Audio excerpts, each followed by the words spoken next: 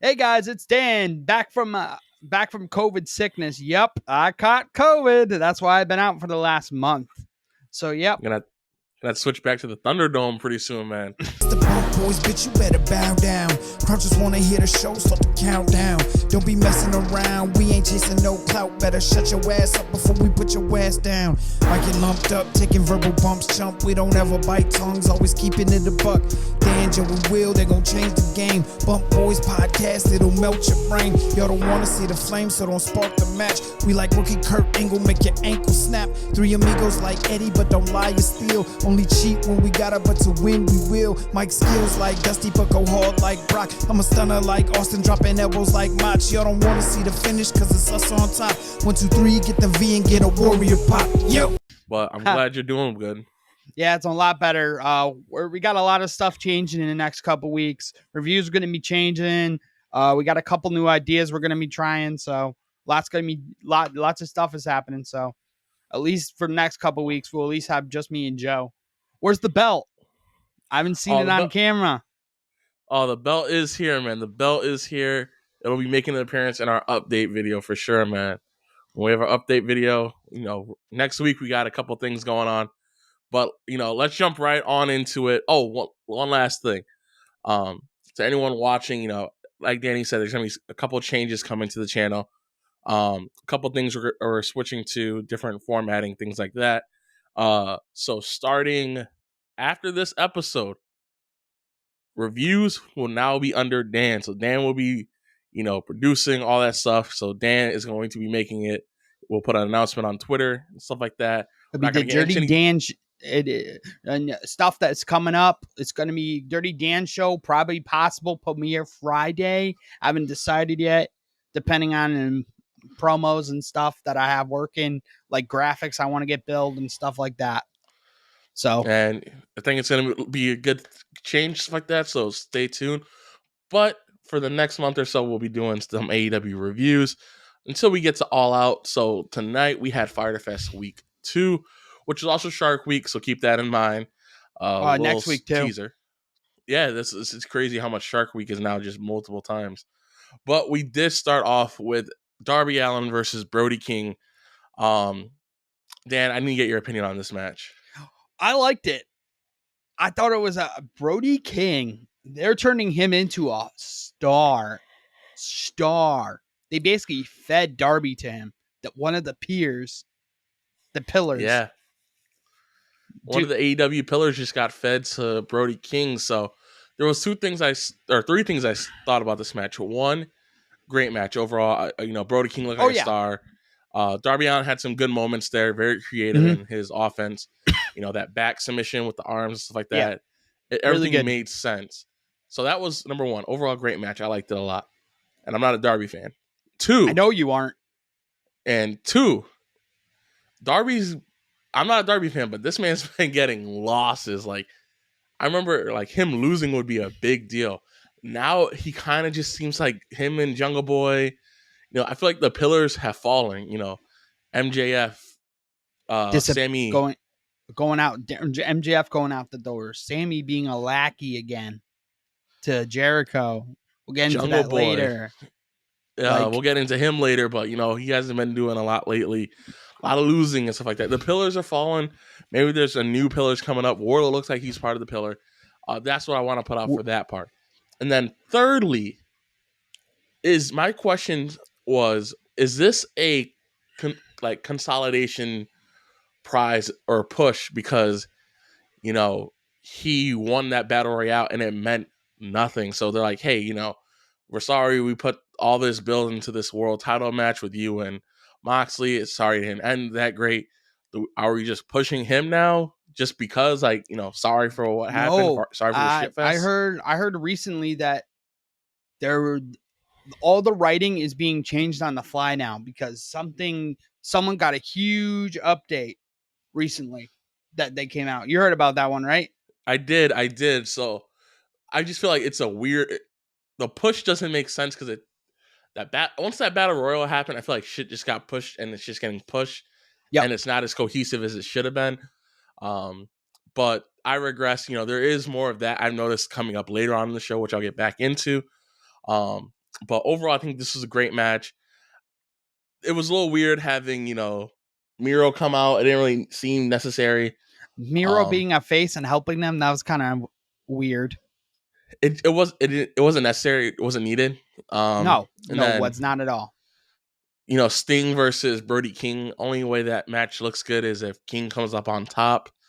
But and overall, then Alistair, and then they teased Alistair, Sting.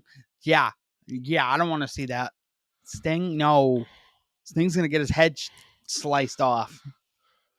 Yeah, I think King's gonna have to end up retaining this. So spoiler for what I'm picking. Yeah. But we do jump into the next match, which is Jon Moxley and Wheeler Yuta versus Best Friends. So Yuta goes against his friends from Best Friends. Dan, your opinions, my friend. Okay, we're good. Yeah, I thought it was a really good match. I thought they did a really good job. I think Wheeler Yuta, like always, carries the match. Yep. And he showed why he is the pure Ring of Honor champion. So yep, I agree. I think overall, it was Wheeler's time to shine. Mox, there's been talks about how he's kind of hurt. He had a concussion here and there. That's probably why they have him working tags. Yeah, overall, Yuta put in the work. It was a showcase for Yuta. And great match, too. The Best Friends, they both look good. I'm not a big Trent Beretta fan, but, he did look good. I know you're not a big strong style, so. I like strong style in certain part. I think it's mainly Japanese wrestling. I like it in more. You don't like the American strong style? I don't like American indie strong style. No, it's just something I haven't been able to appreciate as much, or I don't like. I've appreciated it before, and it's just overdone. And I think Will feels the same way. Japanese strong style works really well, because that's where I feel like it came from. But overall, Yuta put on a showcase, and I thought it was good. Oh yeah, I thought it was really good match. I thought the right team won. They're trying to promote Ring of Honor, Death Before Dishonor, which is in our backyard, which is this weekend. No, none of us will be going. Don't. I thought about it, but I was like, eh. That's just a place to catch COVID. I feel just that many people packed it. Oh yeah, what? Oh yeah, it's not even a good arena. It's like a Worcester. It's a tight arena. It's gonna be a lot of people squished in. I feel, and I don't think that's a smart idea. But a lot of my friends are going. Oh, wow. Oh, you have a couple of friends actually going? I have a couple of friends who said they were going, and overall, I think it's gonna be a decent show. I think it's gonna be a good show. Not too bad. Tell them to get some reactions for us. I may have to. Speaking of reactions, I think I'm gonna go into this part and then we'll jump into the tag team stuff later. Okay. We had, and speaking of title matches, we had what's his name? Ricky Starks defending the FTW title against Cole Carter, formerly Two Dimes from NXT, and Two Dimes got a lot of offense on. Troy Donovan, also named Troy Donovan. I didn't realize that was Two Dimes. I didn't realize it either at first. I was just like, why is this man getting so much offense? Like, who are you? And I looked up Cole Carter and I was like, Troy Donovan, Two Dimes from NXT. And I was like, oh, okay. That makes a lot of sense. That makes more sense. That's probably why they were cheering for him, because they know who he is. Yeah, overall, it was I thought it was a really good match. It was a showcase for him. I'm really excited for next week, though. I'm really excited for Danhausen versus Ricky Starks. Yeah, I'm excited for that. There's been talks that Starks is dropping that title. I hope he keeps it. I don't think Danhausen needs it. No, I think Danhausen as FTW would be hysterical with that. It would be funny. I think it'd definitely enhance the humor factor. And then I think it'd be funny because now you have his tag team partners, Taz's son, with it. I think you have a good storyline there with Hobbs and Ricky and all of them. I think you definitely have something there. I think if this is the person you're going to drop but it I to, don't know if I want it. I could see them dropping it. Is next week a sponsored episode too? I don't know. I feel like a lot's happening. I feel like next week's is Fight for the Fallen. Possibly. Because I think they're doing this crazy shit because they're trying to counter SummerSlam. It might be, or I think it might be in a couple weeks, but I think it's around that time for Fight for the Fallen. But overall, this match was meh. Not too much happened. Basically, set up that Dashausen versus Danhausen versus Starks. Danhausen versus Starks. Mhm. And then we had a lot of tag team interviews in the ring. We had FTR, we had Swerve in Their Glory. Overall, let's talk I about was not a Swerve fan in of Their those. Glory. I thought Swerve in the Glory. I know Will was big on that in the group chat, saying, "Oh, this is their moment." But I think they're just trying to hype up another rapper guy getting into the ring. Oh, Kevin Gates, yeah, that shit was pretty funny. Like, I don't know why Kevin Gates was there. It just. It made Then no again, sense. I don't. A lot of people who Isaiah Swerve brings out, I'm like, why the hell are you here? Like, it doesn't make any sense. So I'm just like, dude, a it's lot of it weird just because he seemed was like useless. promoting his music during his celebration. Well, he does have like a new song, and it's been like really popular and stuff like that. Okay, It's like very real, very authentic. It Okay, blew up on YouTube and stuff like that. So I see it, but I'm like, why though? Like, you're why supposed to is be it on celebrating AEW? their moment. It just seemed like a lot was going on at that point. A lot of tag team celebrations, a lot of tag team matches overall, because we ended up getting a trios match with the baddies and Jade Cargill versus Chris Statlander, Athena. Oh no, it wasn't even like they turned it. What they wasn't even a triple, was it? Yep, trios match. Oh shit, they did turn into a trios. Oh my bad. Yeah, I thought Chris just got banned. Oh no, I didn't see her for most of the match though. Yes, Chris got banned. Stokely banned her, so it was Nightingale and Athena versus Jade Cargill and what's You're her right. face? Yeah, they did get banned and stuff like that, so it was a tag team match. Yep, but originally it was a trios match. Overall, it was all right. Nightingale did pretty good though. Like, Nightingale's pretty good. Oh yeah, she's gonna get a huge push. I hope they keep giving her these pushes. Every time she's been on these main card matches, she's been nasty. You know, she doesn't have a AEW contract. I know she's one of the ones I tried. I sent her an email to try to interview her, but she didn't reply back to our Bump Boys email. She's probably busy getting that contract, but damn, Tony, like you gave Fuego del Sol a contract and that shit turned out. Anyway, I think Fuego already left. He left for I don't think it was his choice. Oh yeah, I think they fired his ass. Honestly, I think they did too. But I think Nightingale is someone who's definitely shown and definitely added to the product, and I think she did really well. So I think that's definitely something to keep your eye on. And then we ended up getting the main event of the evening. Oh, we forgot about Jungle Boy and Christian. Unless you want to... Yes, we did. Let's jump right into that. I didn't get to see this part. Okay, I'll explain it. So, like, I've seen pieces Christian of it. and Luchasaurus came out. They destroyed the Varsity Blondes. Varsity Blondes are basically fucked with no heart, with no girl now. Basically, they're jobbers. They were always jobbers, but now they're just complete. You're like, they got destroyed. They celebrated in the ring. Christian got on the shoulders of Luchasaurus. Then Jungle Boy's music hit, and he fell off. And then he was just like, "Get him!" And then he's like, "Nope, I'm still with him." Yeah, it was just one of those moments. Like, it's a moment it's either this, they're gonna drop it, and it's just gonna be that quick 3-4 weeks where it was great, or they're gonna do the right thing and they're gonna continue with the storyline. There's something that he whispered to Luchasaurus. Maybe he talks about that next week or the week after. So, hopefully it's long-term story building and there's more to it. I hope so too. I hope it's not the wrestling thing where they just drop it after like a week. Yeah.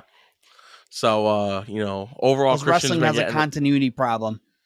It does. It definitely does. And, hopefully, they do the right thing. And speaking of right thing, the end of the winner of the main event was definitely the right choice. The only choice I feel like you could have gone. But the main event, we had a barbed wire, no holds barred, falls count anywhere match with Chris Jericho, aka the Painmaker version of Chris Jericho, versus Eddie Kingston, and a shark cage was suspended with JAS. And of course, in every shark cage match, that shit didn't last long. No, like always, the shark cage, they break down the shark cage and they get out and then they help him. This wasn't really my style of match of what I figured it was gonna be, diluted from what I was expecting. So I kept my expectations low. I thought it was gonna be a lot more crazier. I had my expectations high because it's AEW. You expect them to go crazy. So I had low expectations because just how big of a mouthful it was, and who was in it. And then I saw the time, and I was like, oh, only 20 minutes to get this match in. And I was like, oh, okay, so it's not gonna be a banger like Jericho versus Nick Gage, like that's a true death match. That's like one of their best ones. Or Paige versus Archer. That's the level of death match I was hoping it was going to be into, and it was very soft core. It was a soft core death match. So if you're looking to get into death matching, if you couldn't stomach this, I feel like you could have been a lot. They could have done a lot more of this match. I think this is a good soft core match. So it's like very soft core. So it's a good match. People who are getting into death match, if you want to start off small, this is the match you get into, and then you go and evolve into like Nick Gage eventually. Yeah, dude dying. But yeah. But what back to what you were saying. I thought they could have been a lot better. The biggest thing out of that match was Anna Jay still teaming up with Taya Conti. They're still a thing. So I guess I don't know if she turned on Dark Order. I don't know what the hell fuck's going on. I don't understand AEW lately. Tony's getting really stupid lately. So, what's the funny part? When that shit was happening, they showed AEW Dark results, and part of AEW Dark, there was like a 5-man or a 10-man tag match, and it was a JAS versus the Dark Order. And I'm like, wait, what the fuck? And I was like, wait a minute. If her boys got her ass kicked, does she join, or is it the whole Dark Order joining? And I was like, huh. I was like, I don't know what to think about this. I'm confused. Like, Dark Order's just lost. I mean, Dark Order's just lost. It didn't feel cohesive. So Dark Order's been lost since fucking Brody Lee died. Yeah, it's just they've been in limbo.